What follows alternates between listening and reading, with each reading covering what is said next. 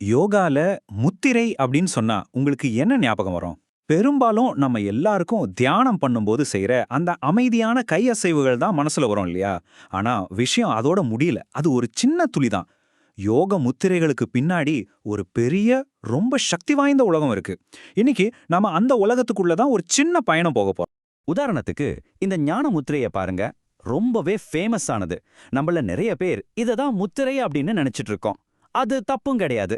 ஆனா இது மட்டும்தான் முத்திரையானா அதுதான் இல்ல. ஆனா இப்ப பாருங்க, இதுவும் ஒரு முத்திரைதான்னு சொன்னா நம்புவீங்களா? ஆச்சரியமா இருக்குல்ல. எங்கேயோ ஒரு சின்ன கை அசைவு, எங்கேயோ இந்த மாதிரி ஒரு முழு உடல் போசு. இது ரெண்டுக்கும் என்ன சம்பந்தம் இருக்க முடியும்? வாங்க இந்த மர்மத்தை கொஞ்சம் விலக்கி பார்க்கலாம். அப்போ உண்மையில முத்திரைனா என்ன? யோகாவோட பார்வையில அது வெறும் கை அசைவுகளோ இல்ல உடல் நிலைகளோ மட்டும் இல்ல, அதுக்கும் மேல. அது ஒரு சக்தி வாய்ந்த ஆற்றல் போட்டு. ஒரு முத்திரைங்கிறது வெறும் பிசிக்கல் மூவ்மெண்ட் கிடையாது, அது ஒரு எனர்ஜி சீல் இல்லனா ஆற்றல் பூட்டுன்னு சொல்லலாம். யோசிச்சு பாருங்க, நம்ம உடம்புக்குள்ள பிராணன், அதாவது உயிர் சக்தி ஓடிட்டே இருக்கு. இப்போ ஒரு டேம்ல இருந்து தண்ணியை எப்படி ஒரு குறிப்பிட்ட கால்வாய்க்கு திருப்புவாங்களோ அதே மாதிரி இந்த முத்திரைகள் நம்ம உடம்புல ஓடுற பிராணனை ஒரு குறிப்பிட்ட பாதைக்கு திருப்பி விட உதவுது. சோ இது வெறும் எக்ஸசைஸ் இல்ல, இது ஒரு ரொம்ப நுணுக்கமான எனர்ஜி ஒர்க். சரி, ஒரு சாதாரண ஆசனத்துக்கும் ஒரு சக்தி வாய்ந்த முத்திரைக்கும் என்ன வித்தியாசம்? எது அதை மாத்துது? முக்கியமா மூணே விஷயங்க. ஒன்னு ஆசனம், அதாவது ஒரு குறிப்பிட்ட போஸ்டர். ரெண்டாவது பந்தங்கள், இது என்னன்னா உடம்புல சில பகுதிகளில் தசைகளை இறுக்கி எனர்ஜியை லாக் பண்றது. மூணாவது கும்பகம், அதாவது மூச்சை அடக்கிறது. இந்த மூணு ஒன்னா சேரும்போது தான் அந்த எனர்ஜி சீல் முழுசா வேலை செய்யுது. அப்போதான் அது ஒரு உண்மையான முத்திரையா மாறுது. ஓகே, இவ்ளோ கஷ்டப்பட்டு ஏன் இதெல்லாம் பண்ணணும்? இதோட ஃபைனல் கோல் என்ன? பழைய நூல்கள்ல இத மகிழ்ச்சியா கொடுக்கறது அப்படின்னு சொல்றாங்க. ஆனா இது நாம நினைக்கிற மாதிரி ஐஸ்கிரீம் சாப்பிட்டு வர்ற சந்தோஷம் இல்ல. இது வேற லெவல். நம்மளோட தனிப்பட்ட ஆன்மா இந்த பிரபஞ்சத்தோட ஆன்மாவோட ஒன்னா கலக்கும்போது கிடைக்கிற ஒரு ஆழமான ஒரு பேரானந்த நிலை அது. சரி, தியரி எல்லாம் போதும். வாங்க இப்ப பிராக்டிக்கலா பார்க்கலாம். நம்ம முழு உடம்பையும் யூஸ் பண்ணி செய்யற சில முத்திரைகளோட உதாரணங்களை பார்க்கலாம். உதாரணத்துக்கு இந்த தடாக முத்திரைய பாருங்க. பார்க்க சும்மா தரையில படுத்திருக்க மாதிரி தெரியுதா? ஆனா இது ஒரு ஆசன முத்திரை. இங்க என்ன நடக்குதுன்னா, ஒரு சிம்பிளான ஆசனம், மூச்சடக்கம், அப்புறம் அந்த எனர்ஜி லாக்ஸ், இது எல்லாம் ஒன்னா சேர்ந்து இது ஒரு பவர்ஃபுல்லான எனர்ஜி பிராக்டிஸா மாத்துது. அடுத்ததா மகாபந்த முத்ரா. இது இன்னும் கொஞ்சம் காம்ப்ளெக்ஸான, ரொம்ப சக்தி வாய்ந்த ஒரு உதாரணம். இதுல அந்த 3 முக்கியமான எனர்ஜி லாக்ஸையும் ஒரே நேரத்துல ஆக்டிவேட் பண்றாங்க.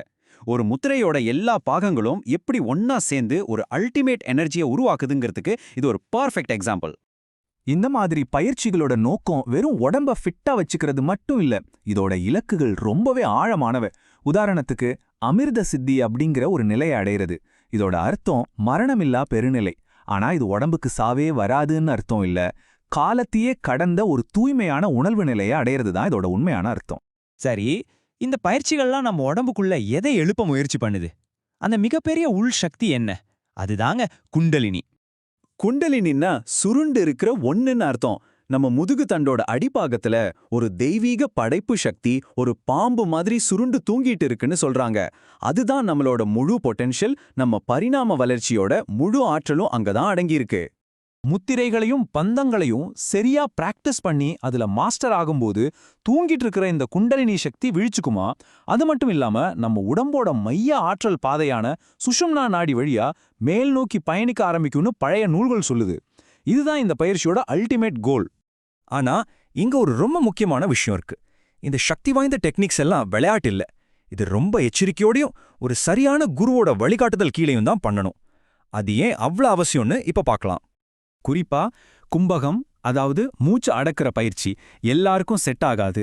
உங்களுக்கு high blood pressure, heart problem, pregnancy இல்ல அல்சர் மாதிரி ஏதாவது பிரச்சனை இருந்தா இதை கண்டிப்பா பண்ணவே கூடாது. எந்த ஒரு பவர்ஃபுல்லான பயிற்சியை ஆரம்பிக்கிறதுக்கு முன்னாடியும் உங்க உடம்பு பத்தி தெரிஞ்சுக்கிறது, ஒரு நல்ல குரு கிட்ட அட்வைஸ் கேட்கறது ரொம்ப ரொம்ப முக்கியம். இந்த புத்தகத்தோட ஆத்தர் ஒரு கடுமையான வார்னிங் கொடுக்கறாரு. நம்ம உடம்புல இயற்கையாவே சில பாதுகாப்பு மெக்கானிசம்ஸ் இருக்கு. ஆனா சில சைக்கோடெலிக் ட்ரக்ஸ் மாதிரியான போதை வஸ்துக்கள் இந்த பாதுகாப்பு அமைப்புகளை தற்காலிகமா ஆஃப் பண்ணிடும். அந்த மாதிரி ஒரு நிலைமையில பிராணாயாமம் மாதிரி ஆழமான மூச்சு பயிற்சி செஞ்சா என்ன வேணா நடக்கலாம். அது ரொம்பவே ஆபத்தானதுன்னு அவர் எச்சரிக்கிறாரு. ஆன்மீக ஆபத்துகள் ஒரு பக்கம் இருக்கட்டும், சாதாரண பிசிக்கல் ஆபத்துகளும் இருக்கு. அந்த ஆத்தரே அவரோட சொந்த அனுபவத்தை சொல்றாரு. ஒரு தடவை அசுத்தமான தண்ணியில நின்னு ஒரு முத்திரை பயிற்சி செஞ்சிருக்காரு. அதனால அவருக்கு ரொம்ப மோசமா அமீபிக் வயிற்றுப்போக்கு வந்துருச்சு. இது ஒரு பவர்ஃபுல்லான ரிமைண்டர். நாம பிராக்டிஸ் பண்ற இடம் சுத்தமாவும் பாதுகாப்பாவும் இருக்கிறது எவ்வளவு முக்கியம்னு இது பாட்டுது. இப்ப நமக்கு ஒரு கேள்வி வருது. இவ்வளவு ஆழமான ஒரு அறிவு இருந்தும் இன்னைக்கு நாம பாக்குற யோகாவுல ஏன் இத பத்தி யாரும் பெருசா பேசுறதில்ல? ஆத்தரோட முக்கியமான பாயிண்ட் என்னன்னா, இப்போ நாம பாத்திர பல யோகா முறைகள் ரொம்பவே நீர்த்து போயிடுச்சு. அதுக்கு காரணம் என்ன தெரியுமா? நாம பழைய சாஸ்திரங்கள்ல இருக்கிற அறிவை தேடி படிக்காம ஏதோ ஒரு மகா யோகி திடீர்னு வந்து நமக்கு எல்லாத்தையும் சொல்லி கொடுப்பாருன்னு ஒரு அப்பாவியான நம்பிக்கையில காத்துட்டு இருக்கிறது தான் அவர் சொல்றாரு. வரலாற்றை பார்த்தா கடந்த 500 வருஷமா யோகா ஒரு சரிவுல தான் இருந்திருக்கு. அதோட உண்மையான பவர்ஃபுல்லான டெக்னிக்ஸை நம்ம திரும்ப கொண்டு வரணும்னா நாம அதோட மூல நூல்களான சாஸ்திரங்களை மறுபடியும் படிக்கணும்னு ஆத்தர் ஆணித்தரமா சொல்றாரு. உண்மையான அறிவு அங்கதான் இருக்கு. அப்போ நாம யோகாவை வெறும் ஒரு பிசிக்கல் எக்ஸசைஸா மட்டும் பார்க்கும்போது அதுக்கு பின்னாடி ஒழிஞ்சிட்டு இருக்கிற இந்த பிரம்மாண்டமான சக்தியை நாம மிஸ் பண்றோமா? நம்மளோட நல்ல வாழ்க்கைக்கான தேடல்ல நாம எந்த பழமையான ஆற்றலை மறந்துட்டோம்? இத பத்தி நீங்க என்ன நினைக்கிறீங்க?